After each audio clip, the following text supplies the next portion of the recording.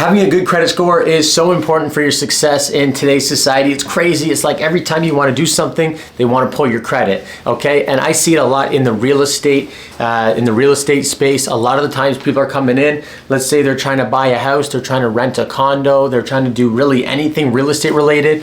Credit score is so important. Landlords definitely value it, lenders value it, and it bears a lot of weight. So it's worth at least talking about, how can we increase our score? What things can we do to make it better?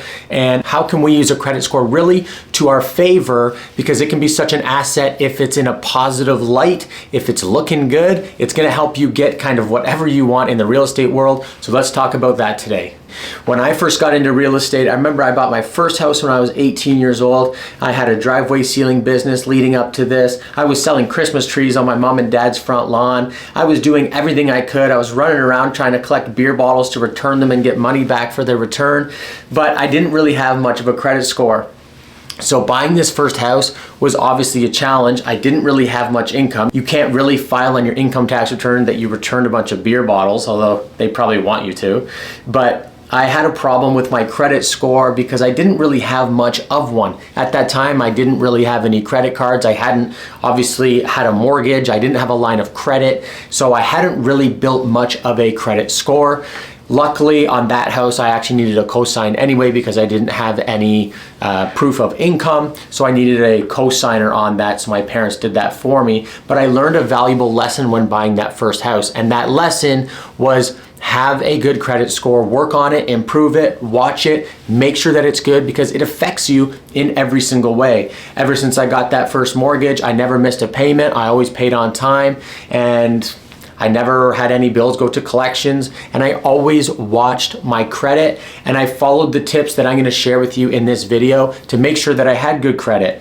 Okay, so not only just for buying houses, right? Everyone thinks, oh, I don't need a good credit score, I'm not gonna be buying a house. But it's important for other reasons.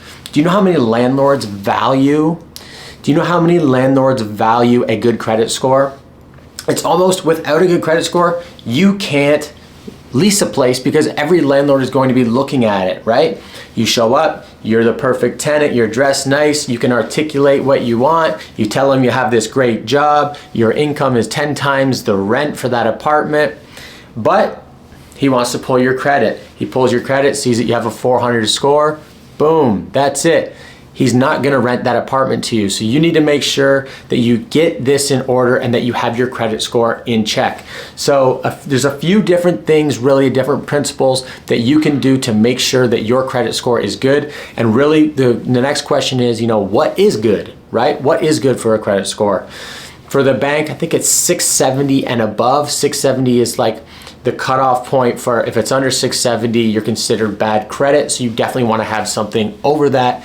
But really, the 800s are attainable. A 900 is a top score. But if you were 750 plus, I would say you're in a pretty good range. But definitely if you are in the 700s to 600s, or anywhere below that, it's worth at least working on and improving because it's going to make a big difference. So what can you do to work on it and improve it?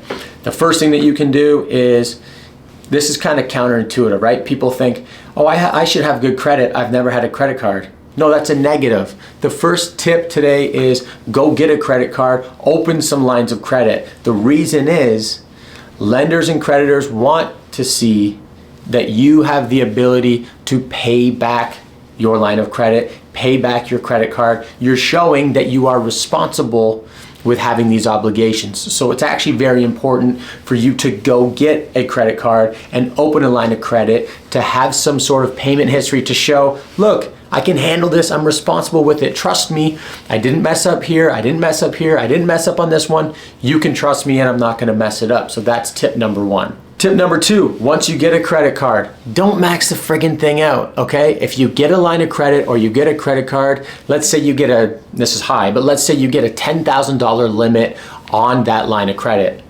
Treat it as if you have a $6,000 limit. Keep your credit utilization low. One of the big ways that your score is generated is going to be from your credit utilization. So treat it as if your line of credit is $6,000. At $6,000, you're maxed out. Don't go over that. Okay, do not go over that. Keep your credit utilization low. This is going to be so important for increasing, raising up that score, which is going to make your life easier. The next tip is always make a payment, right? It doesn't matter, oh, but I can't pay the full thing off, I'm just going to wait. No, make a payment. Oh, my minimum payment's only 10 bucks, I'm going to miss it. No, you send that 10 bucks in, because a missed payment is a ding on your credit. Send it in early, be diligent, stay on top of it, and no matter what, even if you can't pay the thing off in full, send something in, send some money in. It's gonna make a big difference in your credit score. So we've got the credit, we've opened an account, we're making sure our credit utilization is low, we're making our payments. The next thing is check your credit score. Once a year, I sit down, I print my credit report, I go through it, and I look for any inaccuracies. If I see something wrong, I highlight it, I call that company, hey, you have this on my credit report, this isn't true, it needs to be corrected. Because it's a big deal, right? It's a big deal to have something on there that's inaccurate, that's wrong. We work hard to generate a good score, and I wanna do the extra work, take the extra steps to ensure that that score is not being hit by something that I didn't do or that is not my fault. Right? I've had it where one time Rogers thought that I had some sort of outstanding bill on my account with them. And I didn't know it, right? As far as I could tell, all my accounts were paid up, everything was fine. I was not aware of it at all. I did my yearly check on my credit report, I pull it up, Rogers outstanding balance, and it had been like 8 months or something that they thought it was on there. So I called them right away, they go, oh my God, Mr. Gonchar, I'm sorry, we'll take that off your account.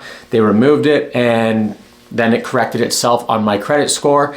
The next time I went to apply for a mortgage or a car loan or whatever else I was doing, that wasn't on there and didn't affect my score, so that was a huge positive. And the last tip today, you've probably heard this before, but don't get your credit checked all the time. Do it yourself once a year, do it whenever you need to, but if you're shopping around for mortgages, tell them, don't pull my credit until we're ready to sign a commitment. Just run my numbers as if my credit was X, right? You know what it is. Run my application as if I have a 750 credit score. At the end, if we choose to work together and we wanna move forward, pull my credit then.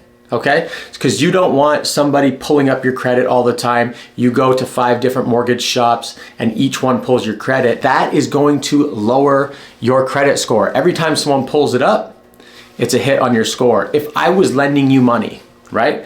Let's say you came to me and said, Brock, I really need $100, my bills are tight, okay? Me making the decision whether or not to lend you the money, for me to say, well, how reasonable are you? How trustworthy are you? One of the things that I would ask is, how many other people have you asked for the $100? If I'm the 7th person that you've asked for $100 this week, and that shows on your report, I'm probably not that likely to give you that money. And lenders are the same way, right? It's a huge red flag. If you've been running around town getting your credit pulled every other day, that's a huge red flag. So what the credit system does is they lower your credit just a little bit, but they lower your credit every time you pull it. So try not to pull it too often. Once every couple of months is okay, but don't go crazy and just be mindful on this topic. So that's it for my tips on how to grow your credit score. I just wanted to share a quick story with you. Just because you have low credit doesn't mean that you can't do anything. So many people write themselves off and they get depressed and, oh, I can't do that because I have low credit. I can't open that business because I have low credit. I can't go rent that dream house of mine because I have low credit. It's not true. People understand that people have different situations that they're going through, different things that they're working on, and a lot of people are and can be understanding of your situation. So don't let the fact that you have a low credit score hold you back from any opportunities or things that you want to chase. Still go after them. So I had a client, he was looking to open a business. He wanted to open a restaurant, but in order to open it, he had to buy an old restaurant and he had to sign a new lease with the landlord of that restaurant. His credit score was like 400 or something like that. So we go into the meeting. I'm a little bit nervous, but I didn't want to show it. Listen, my client is excited to rent this place. He's a great business person. This is his business plan and how he plans on growing the business so that he can afford to pay you the rent. This is the cash reserves that he has so he can operate the business, open it, run it, and still pay his rent. However, I know part of your process is that you're going to be pulling his credit score. Just to let you know ahead of time, his credit score is low. This is his situation. This is what he went through. This is how he rectified it. And this is how he's in the process right now of building up his credit score again. It just hasn't been long enough since that incident happened. Is that something that you think you can look past? After that conversation, they talked about it and they thought, you know what? We like this person. We love his business plan. He seems like somebody who's upfront and trustworthy, and they still went through with renting to him. He ran his business. It was very successful, and he never had any hiccup, never had any problem paying the rent.